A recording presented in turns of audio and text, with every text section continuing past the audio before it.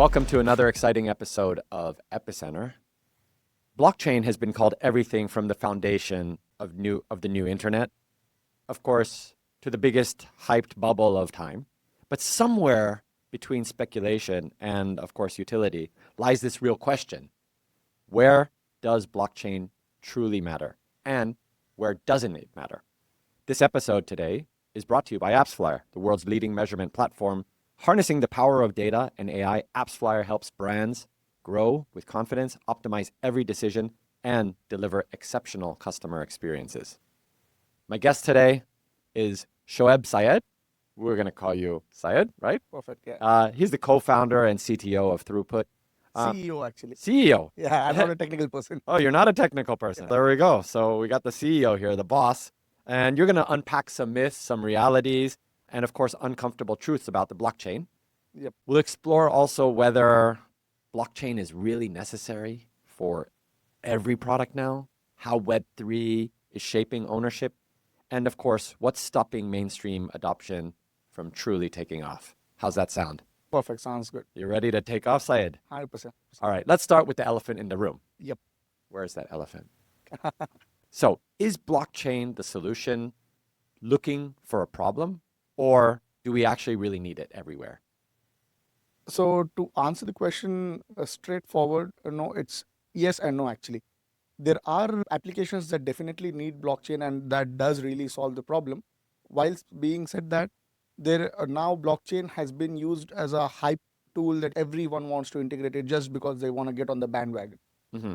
It has become a fashionable thing to do, but the main core of blockchain is to evaluate if you want to have blockchain integrated into your product or not. Mm-hmm. And for that to do, we just have three principles. Mm-hmm. If your product has something to do with trust, ownership, and assets, Mm-hmm. you might have, and transparency, of course. Sorry, Transparent. trust, ownership, and transparency. Yes. That's when you want to take the blockchain route.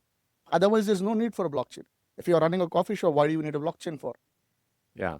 Exactly. So you said something that fashionable, right? Yep. I don't mean to pick on that word, but we know fashion comes and goes, right? Yeah. And so, of course, we know that if we relate to fashion, jeans have been here for as long as we've been wearing clothes, right? Right. But what are the right use cases? And just as importantly, what are the wrong ones? Yep. So to name a few in terms of right use cases, like I said, the core principles, trust, ownership, and transparency, all these three things fit into industries like financial services, verticals where you want to have your own 100% ownership, like games, where you have digital assets that you can own, or even a real estate property, or any RWA asset, or something like that. And even supply chains for transparency, where you want to know, for example, if it's a luxury good, you want to know the authenticity of everything that went into making that luxury product. So where everything is sourced from, you cannot hamper with blockchain. So that's the beauty of it. That's why it maintains the transparency and it takes the data right through the chain. So that's where you need it. And where you don't need it is exactly when I've actually come across this product where it was more or less like a Indeed platform where you upload CVs for getting a job, something like that. And they were just using blockchains. Their use case was you upload your CV, you get tokens. That's it. You don't require that because CV is something very personal to you. Right. You don't have to, you can edit it because it keeps editing. And the recruiter doesn't have to see if the CV is made today or tomorrow. Anyway, it's going to be evaluated on the personal interview rounds and the conversations that you have with the person. So that doesn't make sense there. And people are still using it because it sounds catchy. Mm-hmm. Yeah. So you're saying that the use case of like upload your CV and get a token is meaningless. Exactly. 100%. So why even have those use cases? Because of the market trends. There have been, we've all been through 3 bull cycles at the moment since I've come into the space actually. So there was first in the 2017, then in 2021. So during these bull cycles, everyone wanted to make a quick buck. They want to put in like $10 and get a Lamborghini out of it after a week or so. So that's what was happening when everyone was throwing money on every token that was coming in, like how the meme coins are trending right now. So that was the core, because even everyone used to call themselves VC back then. Everyone who is like putting in $10,000 in a project was also calling themselves a VC. So that's what exactly happened during 2017 and 2021 bull run as well, and which also led to the crash, by the way. So there were a lot of projects coming in, People just kept putting in money. Most of these projects didn't work out because they did not have real utility at all, and they crashed at the end of the day. Can we rewind? Because you just mentioned like when you came into this. Yeah. Who is Syed? How Yeah. did you find yourself in Web3? What was the path that you took to get here? And of course, found this company right now, Throughput, right? Yep. Yep. So it was all luck, I would say. First, how I got into this industry, because this is not even my stream. And like I said in the beginning, I'm not a technical person. I did my bachelor's in mechanical engineering. Okay. Then I did my master's in France in international business management. All I knew was how to do marketing, how to build a business, or even the financials maybe, but nothing technical as such.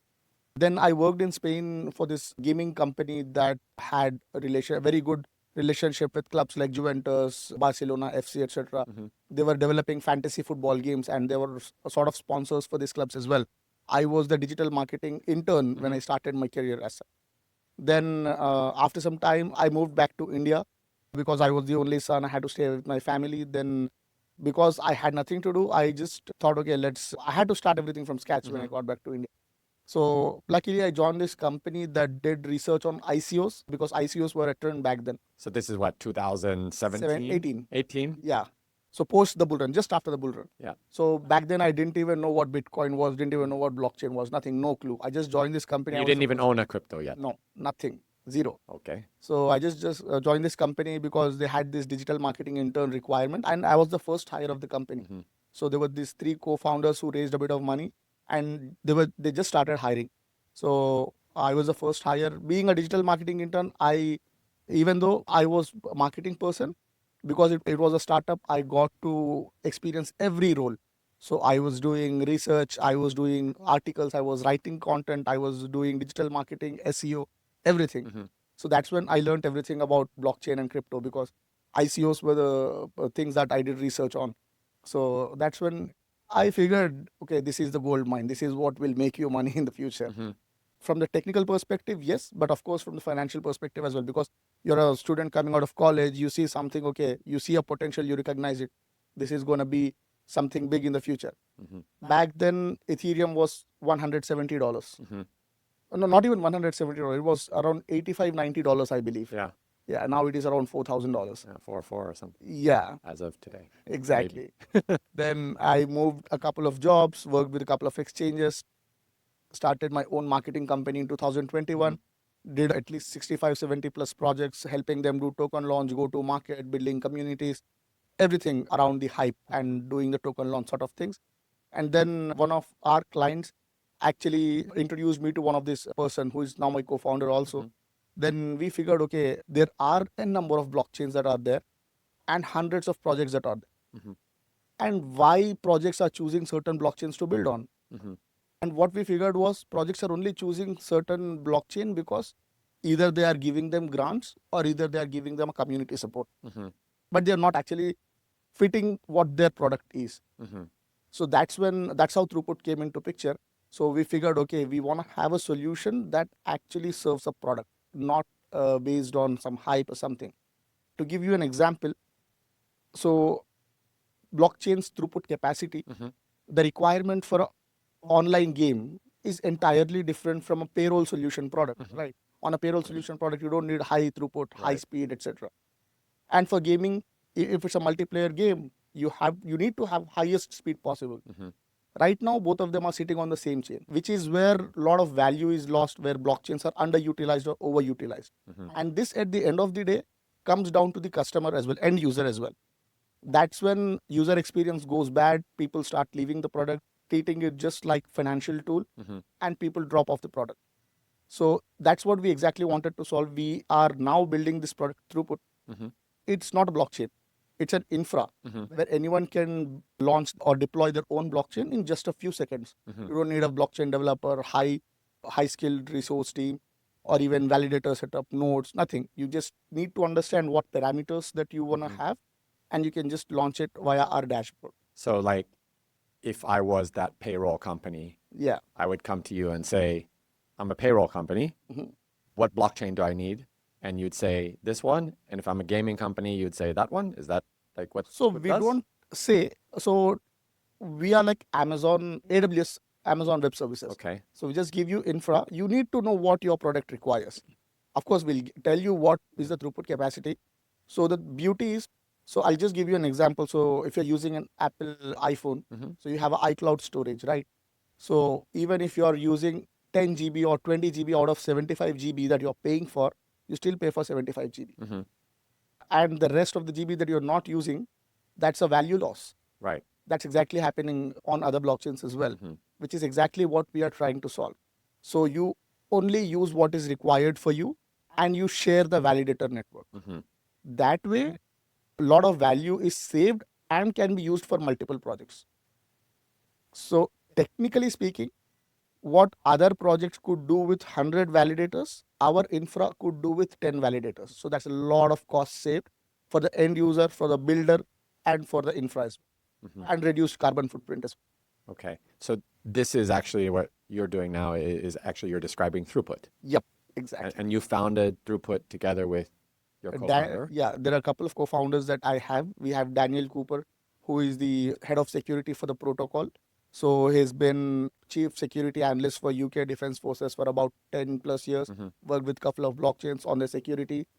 And then we have Asad, who comes from a Web3 gaming background. He's a two-time successful founder, took a couple of very successful exits from the Web3 games. So yeah. And I understand that you actually don't live in India today. I do go back to India Yeah. quite a lot, but yeah, I'm between Riyadh and Dubai at the moment. Riyadh. We're going to Yes. have to touch on that too. 100%, 100%. What's it like living in Riyadh right now? I mean, the tech ecosystem must be growing like bonkers. Crazy, crazy, crazy. So people still have, right now, the myth around Saudi and MENA region is changing a lot, and Saudi is right in front of it. So everyone had a different opinion of Saudi up until 5 years ago, I would say. But right now, with more openness and more of everything that is coming in, and Saudi opening the doors for new technology, ecosystem is growing like crazy. I'll tell you the crazy difference between Saudi and Dubai. So I would put it in a very simple way that every new thing that is being built in Dubai, not just on the government front, but on the private sector side, on the industry side, 90% of it is done by expats in Dubai. And in Saudi, 90% of it is powered by locals. Why is that? So Saudi's youth is right now educated. They want to contribute to their economy. They are not just educated, they are skillfully educated. They are building tech companies, they are building supply chain companies, you name it, they have it. Hospitality, tech, everything. They have everything. They are across the board. Is it because it's such a greenfield out there that, you know, there's just like you can take ideas that have worked in Dubai or in the US or in Southeast Asia and just transplant it there? More or less. Yeah, the idea stays the same, but of the implementation gets different when you get to that point. So yeah, exactly like you pointed out, that's what is happening. And the Saudis are leading that charge right now. And most importantly, what the difference between Dubai and Saudi is, Dubai also does support their own residents, but they do not, I feel they do not have enough motivation. This might sound a bit controversial. Not everyone is like that. Okay. But between us, yeah? 100%, 100%. I would say majority of the youth, majority of the upcoming generation in Saudi is mostly motivated. They want to do something. They They're don't hungry. want to, yeah, Hungry exactly. to succeed. Exactly. Yeah. We see this in Asia as well, right? Yep. Just came back from Vietnam.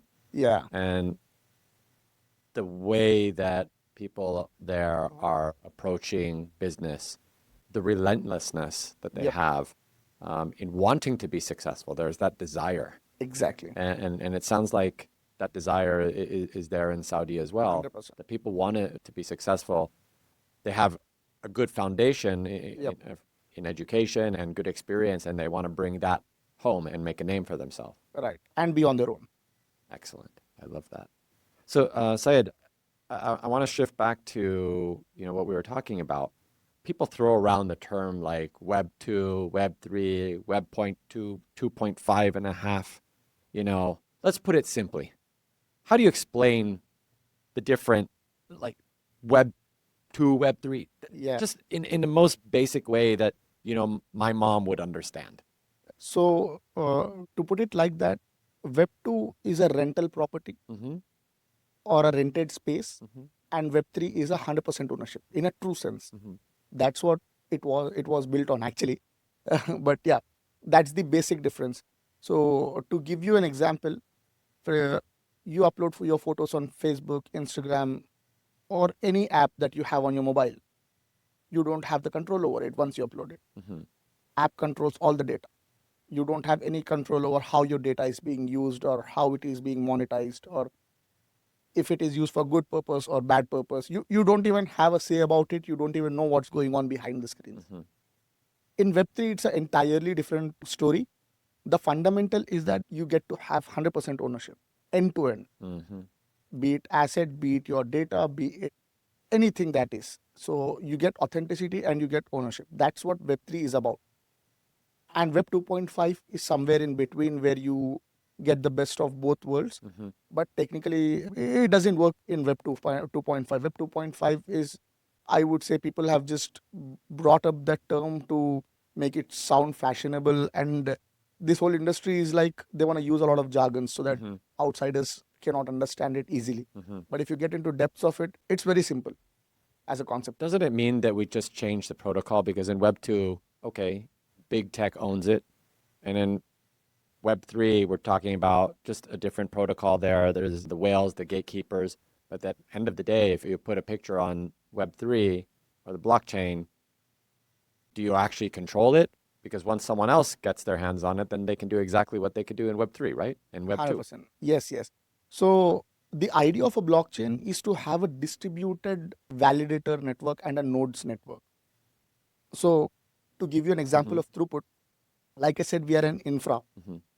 We've just deployed the infra, but to power this infra, we need nodes and validators. You can be a node yourself on our infra. Someone sitting in Antarctica can also be a node. And we don't even know them in person. They don't even know us in person. It's a tech that we trust. That's how the blockchain was supposed to be. But it is not 100% possible. Its ideal case is not 100% achievable, right? So you do the best you can. So initially, we want to have our own validators, our own nodes. Once we expand, there are going to be people who are going to join us. But in Web 2 space, it's not like that. Facebook owns the entirety of all the data centers, all the networks, all the servers entirely. Even government also do not have a say after a certain point. So that's the difference. What is AI doing to blockchain? AI is going to complement blockchain industry in a true sense if used rightly. How? Because to run AI, you also need to have your own servers and GPUs and things like that. You need that infrastructure to be able to power it. Yep. So are we going from a centralized, decentralized, back to centralized right now with this whole massive shift that AI represents? So I would say nothing in a true sense is 100% decentralized for now at the moment at least. The aim is to be 100% decentralized down the line. Right now, it isn't 100%. We are probably 75 or 80%, but nothing is 100% decentralized. The way AI could complement blockchain, it could be on the two fronts. You either deploy AI-powered products on blockchain, on certain blockchains, or you use AI itself in the blockchain consensus protocols or consensus mechanisms. For example, like I said, on our infra, you get a speed exactly what you require. So this right now is hard-coded, but eventually what we're going to do, it's going to be AI-powered. So we are going to build an engine that is already going to predict how much speed is going to require at what point of time based on past behavior. For example, if it's a game, so let's say every day at 7 p.m. GMT, you got a lot of users coming in, so you need a lot of capacity. Yeah. So our infra will plan accordingly for all the other products itself also together. So that's reserved capacity that when there's heavy loading on system, that it'll support it. And when you talk about speed, just give us a sense of like how fast is blockchain able to process right now? Because that was typically the limitation that gaming companies would see is, when they're small and have a few hundred or a few thousand or DAUs, then it's okay. It's not a big problem. But when your game gets big, so that's when it becomes a problem. That's when it becomes a problem. So where's blockchain in that respect? So speed is never going to be a problem for a blockchain, to be quite honest. It is pretty scalable. Is it by transactions per second? Yes, exactly. That's what we call TPS. Yes. Yeah. So Throughput per second is and, what and technically. so throughput per second today in the best case on blockchain is what? It's up to 20, we've reached up to 25,000 TPS. Yes. 25,000 transactions per second. Yes, exactly. Okay, that seems pretty comparable to Web 2. 100%, 100%. So where like me, for example, as a normal human being, where is blockchain taking place that I don't even know that it's happening in my everyday life? So when that happens, that's when actually blockchain industry will win. Okay, so as of today, like As of today, we do have certain places where it is being already used. that you wouldn't even know that you're Exactly. interacting with blockchain. Yeah, exactly. When you buy a property in Dubai, Yes. I've seen this firsthand, so I'm just giving that example. Once you put in your Emirates ID, you get everything related to that person. Like, for example, when did I enter Dubai? When did I exit Dubai? How many traffic fines I have? How many personal fines I have? Mm.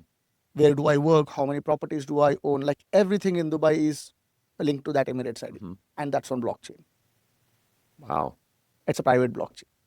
And but that's not owned by anyone That's owned by Dubai government. because it's a private blockchain. Yes, so blockchain is pretty much a database. Okay. So it can be private, it can be public, it can be somewhere in between as well, that where banks can use it, where they can have limited access to certain personnel to add more files on the server, or complete access for everyone to view what's on the blockchain, like how the transactions are happening. Couldn't that be done on Web 2? Not really, not in a transparent fashion. Uh-huh. And actually, since you bought that app, that's exactly where the blockchain industry sprung up from after 2009's financial crisis. Hmm. Because what happened back then was a lot of banks and institutional brokers, they just used public's money and gave it out as a loans to real estate properties and everyone in US. And they didn't even know. I had my money in, like, let's say, JP Morgan Chase. I didn't even know where JP Morgan is lending it. And when the real estate bubble burst off, that's when financial crisis in 2009 happened, where companies like even Lehman Brothers also had to shut down because end user didn't know where their money was putting it. And that's where blockchain gives you a transparency of viewing how much of transactions are happening on chain at any point of, not who is doing it. Would you say that the core difference is the ability to audit history that you cannot change? Exactly. Audit and view. Audit and view. View. So if I wanted to know what was done with my money Yep. from 2008, I could go look back and see that string had it been done Yep. on the blockchain. I would have seen Every penny of it. every penny that someone took from my dollar, right? Yes. And why I ended up with having to pay for Exactly. being in the negative when I didn't do anything wrong. Right. So if this is so powerful, and I mean, like, why is this not everywhere today? What's stopping it? I would say UI and UX. Okay. So coming back to the previous question that you asked, where am I using the blockchain that I don't know about? That would be the beauty of it. Once, right now, there are a lot of jargons in Web3 and blockchain industry. You need to have a wallet, you need to understand how to do the transaction, you need to understand how to deploy a blockchain or use a blockchain, which is pretty much like, compare it to how when Gmail came out, right? So initially when Google Mail came out, people didn't know how to use it. Everyone thought this is not going to fly out. Postcard method is the safest and sustainable way, but people learned. And if you see the UI UX of Gmail back then when it was launched in 2000s and compared to now, you just do a mail on your Apple Watch also, not even phone. So the blockchain industry is very nascent at the moment. So we need to simplify the UI UX to a stage where people don't even realize it's on blockchain. So that's when you'll see blockchain in pretty much everything that you do in a day's life. Interesting. And so, since we're talking about terminology on Web3, what's all this talk about tokens then? Because you mentioned it earlier. When do you need a token? Like, what's the purpose of having a token? Do they value, or are they just kind of like noise? Like you said earlier, send me your resume and I'll give you a token. Yep. It's like the token what? It's like getting a pin on your, for your shirt. Yep. So they are supposed to be adding value, but because right now there is no governing authority or a regulatory aspect to the blockchain and token industry, it is going haywire at the moment. So people are using it as a fundraising tool, and then the problem is that there are not a lot of users for the blockchain as an industry. But there are people who want to get into an action when it comes to token side of things and try to make money, because everyone loves easy money. We've seen President Trump do that. Exactly. So He loves money. yeah, Loves money. who doesn't? Who doesn't love money? Raise your hand right now. Yeah. So that's what is happening to the token industry as well. So people are launching tokens just to raise money with no real utility behind those tokens. That's why the whole industry right now is being seen as a scam from outside, but in a true sense, it is changing a lot from 2017 to 2021 to a bull run that is expected now. The industry has gotten a bit mature. So what you see that happened in 2017 didn't happen in 21. And what happened in both 17 and 21 won't happen now. So, yeah. So talking about tokenization, and of course, crypto is a token as well. How do you respond to critics out there? Because I'm sure you are also a crypto maximalist. 100%. And so what do you say to the the people out there who say crypto is a scam, it's bad for the environment, it's just, people creating this platform that they can basically trade and make money every day at, and one day it's just gonna... Yep. What do you say? I would just say you only call it scam if you are affected by it. If you have made money, then you would have told, okay, this is the jackpot. That's the hypocrisy of the world that we live in right now. So I would just say, just be calculated in terms of what crypto that you choose, and do a proper research if you are taking a crypto investment as a business or a career. So if I'm a company, an enterprise today, and I'm basically evaluating whether blockchain is for me, what do I need to do? Do you guys have a checklist of if this, if that, if this, then yes? Yes, like I said, again, it falls down into 3 simple categories: Okay. trust, ownership, and transparency. Okay, break that, like trust. Yes. So when it comes to trust, you need to, for example, if you are running a organic food store, end user needs to know for sure that your products are 100% organic. Okay. That's when you use a blockchain. You put everyone right from the phase where you procure seeds to plant it in a farm and farm it, take out of it, process it, package it, and then bring it into your store for selling. You can have entire process on chain. And this is something that you can show to your customers, okay, this is 100% organic. Same goes with every other industry, say every other vertical.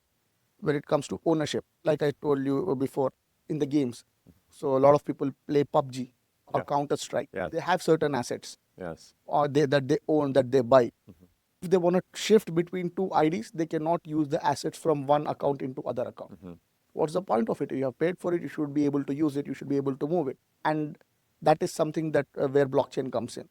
You own your asset 100%, be it whatever account. You can move it between accounts, you can move it between games. There are certain games that lets you do that as well. So that's another from the ownership side of things. We've done trust, ownership, and transparency. Yes. Transparency, like I just told you about the financial crisis. So banks specifically need a lot of transparency. Not just banks, even governments. So government is taxing people like crazy. But people don't know how the government funds are being utilized. Government can use a blockchain to make it transparent. They won't, but again, it would be a good use case.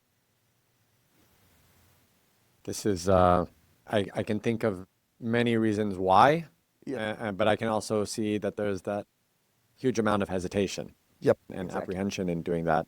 And I think the main thing right now is that while blockchain may be there, companies are now trying to come to grips with AI. Yep. Do you think this is going to distract the industry from the blockchain platforms? Do you think this is going to distract from the attention that they've been receiving in the past years? Because AI is now, that's everything everyone's talking about. Yep. See, it's a trend that runs for every few years. In early 2000s, it was all about internet. Then something else came up, stocks, IPOs, financial tools came up. Then blockchain came up. Now it's here. But when the dust settles, only the products that actually solve end users' problem are going to be the ones that are standing. Would go down with the dust. be it blockchain, be it whatever technology that you Right. use. Because technology always gets disrupted, right? Exactly. And There's every day there's new things that's also gonna come on top of AI. yeah, I mean, like I was one of the guys buying NFTs, right? Yeah. Now the NFTs are nowhere to be seen. They're nowhere to be seen, and I don't even know how to find the NFTs Yeah. that I bought because I can't even access the account that I had, Right. and so I lost that. Actually, I bought probably one of the. It was claimed to be one of the first AI or the second AI generated piece of art that some NVIDIA engineer who left NVIDIA to go and do AI art. I lost that piece of art. Damn it. You know, since you brought that up, I just remembered one of the projects that we work with. I do not want to name the project. So in 2021, when it was all the rage about NFTs, so we had couple of designers from Marvel team. So they did designing for Marvel movies and comics and everything. They wanted to capitalize on their skill set of designs and get on the NFT bandwagon, but they didn't know how. They just came to us with an idea, okay, we'll build this whole para universe where it would be a universe in the space. They'll have NFTs, you can own spaceship, you can go to the space, etc. etc. Beautiful design, beautiful storyline and concept. And we helped them do the tech and do NFT launch as well. Because they were Marvel team, we definitely thought, okay, yeah, this is gonna kick off. They raised about 25 million in a span of 15 to 20 days, dropping NFTs, one-off designs. Within 3 months, the whole story died, the concept died, NFTs had lost 100% value. Yeah. This is the concern. A lot of people see this has been a get rich quick scheme. Get rich quick. And a lot of Again, people because have there's gotten no rich doing utility. it. Right? Yeah, there is no underlying utility. Right. That's where the value is lost. So I get it. So Syed, a question that I ask every guest that comes on to Epicenter, it's something, for example, that your great grandkids will talk about when both you and I are long gone. Yeah. What do you want your legacy to be? I am a simple person, to be quite honest. I want myself to be remembered as someone, who has done something impactful or solved something. That's it. As simple as that. Maybe this is the project or maybe it isn't, but I'm not going to stop doing that. Because for me, I am the kind of a person who cannot take it easy. I just want to be on the grind. Yeah. So you're grinding on this Yes. and you love what you do. 100%, 100%. That's when you don't feel like you are doing a job. Yeah. So do you feel like you want to be that person to get tens, hundreds, thousands of corporates onto the blockchain? Is that something or it's not really part of your mission? So my vision entirely is to make sure everyone who wants to have a blockchain has access to it. Constraints like resources, funds should not be the ones that should stop. That's that's the vision for me. Because there are a lot of ideas right now that really do require a blockchain, but they are not able to do it because of the requirement of high capital to hire experienced team, deploy your own infra. It's very time consuming and cost consuming process, which is exactly something that we are solving. Excellent. Do you have something that you want to say to the doubters out there? Just stick around, like I said, when the dust settles, you'll see us standing. I love that. I love that. And by the way, I think you guys, when you say the dust settles, you guys have been doing pretty well. You've been incubated by Orbit Startups, Yep. which is a venture capital accelerator, Yep. part of a mentor from on Orbit Startups, and you've recently been a handler. Yes, yes. That's good news as well. See, if we were building some product on top of some other blockchain, we would have got tons of backers by now. Because even from VC's perspective as well, they wanna put in money into quick wins. But there are only few VCs who are able to see the long game, and that's one thing where we are very fortunate to have Orbit and Antler on board as well. So Orbit, William Baubin has been visionary and he's been very supportive of Throughput since the day I met him, since the day I pitched to him. So we've evolved because of Orbit. We are thriving because of Orbit, to be quite honest. And William was actually sitting in that seat personally. Yeah, I saw that. Long ago, actually, he wasn't in that seat. It was during COVID when we interviewed, and yeah, awesome. We did actually, that was a LinkedIn Live that we did Okay. before it became A a podcast. This has been really great, and I love to wrap this up with the quick fire round. Yeah. Are you sure. down with that? 100%. All right. So, what was your very first blockchain transaction that you did? Like you, I myself, I bought this shit coin from one of the networks, which eventually died off before giving me any profits. Yeah. So, if Web3 was a movie genre, what would it be? Sci-fi, thriller, or comedy? Thriller, I would say. Thriller. Yeah. Oh, nice. So, one app that is on your phone that you can't live without, and please don't tell me it's like your banking or your wallet app. No. Oh, I would yeah. say Grab now because I'm in Thailand. I would say Grab. Yeah? Love Grab. Shout out to Grab out there. Yeah. What's the biggest misconception your family or your friends have about what you're actually doing right now?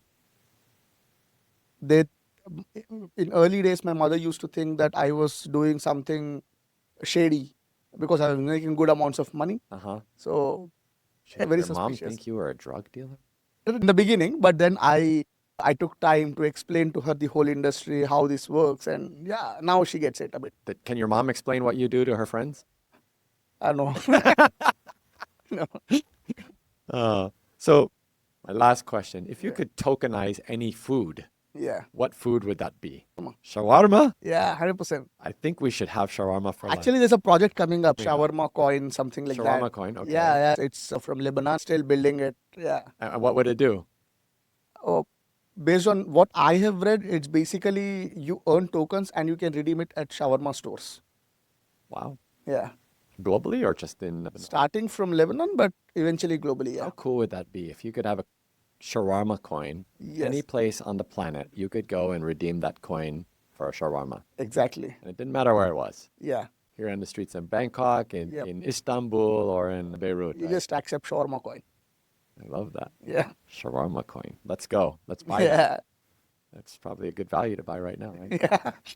They'd even sell you at a very discounted price right now. Oh, I just hope that I could redeem it here. Yeah. Because we have 2 shawarmas on the way for us. Yeah. Syed, this has been amazing talking to you. Thank you for sharing. And by the way, if someone wants to get in touch with you, how do they do that? So just reach out to us via email hello@throughput.network or my email syed@throughput.net. Throughput, THROUGHPUT .network. NETWORK. RK, yes. The whole That's it. thing. Or on LinkedIn as well. LinkedIn. Let's post this on LinkedIn too. Yep. 100%. Awesome. Thank you so much.